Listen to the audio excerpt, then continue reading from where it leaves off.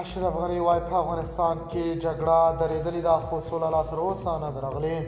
باور ټي وي چینل درنو لیدونکو سلام، ستړي مه شئ، وخت مو بخیر. هیله لرم چې جوړ او روغ به یې. په سر کې یادونه کوم که باور ټي وي چینل مو نه وي سبسکرایب کړی، په درنښت سره باور ټي وي چینل سبسکرایب کړئ. د افغانستان مخکنی ولسمشر محمد اشرف غني په خپله تازه غږیزونه کې چې د هغه په فیسبوک کې خپره شوې د افغانستان د اوسني وضعیت د حل لپاره د ملي خبرو او بحث په پیل کېدو ټینګار کړی دی.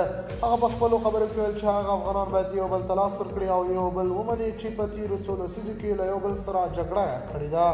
نوموړي همدغه راز د طالبانو د حکومت د نوم له اخیستلو پرته ویل چې ملي مشروعیت اساس د ملي مشروعیت د زړونو د یو کولو او د فکرونو د یووالي له لارې ترلاسه کېدای شي.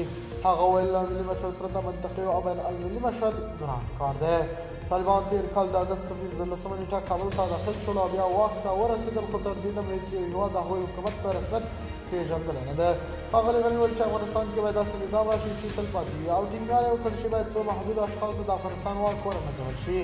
دا مهال په افغانستان کې طالبان واکمن دي او د حکومت ټول غړي د خپل غورځنګ افراد دي، خو طالبان وایي چې حکومت یې هم شامله دی.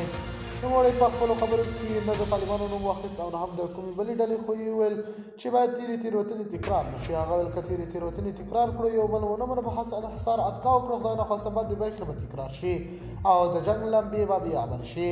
ښاغلي غني په خپلو خبرو کې دا هم ویل چې افغانستان نه باید د بشري مرستو مستعمره وي. په افغانستان کې د جمهوریت له نسکورېدو وروسته د ملګرو ملتونو د معلوماتو په اساس څه باندې 2 میلیونونه افغانان د بشري مرستو ته اړتیا لري او د افغانستان د بشري مرستو پایي.